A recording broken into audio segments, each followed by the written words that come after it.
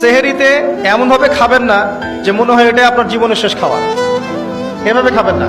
সেহেরিতে কম খান। যত বেশি খাবেন তত বেশি আপনি অলস হয়ে যাবেন। মুসলিমদের উচিত নয় খুব বেশি ভরপেট খাওয়া। এবং এই সুন্নাতটা এখন কিতাবের মধ্যে আছে, আমাদের বডি এবং আমলের মধ্যে সুন্নাতটা খুব একটা নাই। যত বড় আশিকের রাসূল দেখবেন তত বড় ভুঁড়ি। এটাই বাস্তবতা। আমরা ভোগবিলাসী হয়ে গেছে আর কি। এটা আখিরুজ জামানের সাইন। নবী সাল্লাল্লাহু আলাইহি ওয়াসাল্লাম বলেছে শেষ জামানে এক শ্রেণী মানুষ আসবে যাদের উঁচু ভুঁড়ি থাকবে, ঠেস দিয়ে বসে থাকবে এবং আরাম প্রিয় হবে। হাদিসের পাতায় পাতায় এগুলো আছে। ইফতারেও কম খাবেন। ইফতারে সারাদিন রোজা রেখে বেশি খাবেন না। খেতে হলেই পেটের এক ভাগ খান, এক ভাগ ফাঁকা রাখেন, আপনি ইবাদত করে স্বাচ্ছন্দ্য বোধ করবেন। ইফতারে বেশি খেলে তারাবির নামাজ পড়তে পারবেন না। এবং তারাবি জামাতে পড়ার চেষ্টা করবেন। তারাবি সালাতে সুন্দর করে লম্বা করে পড়ার চেষ্টা করবেন। সময় লাগুক 1 ঘন্টা 2 ঘন্টা।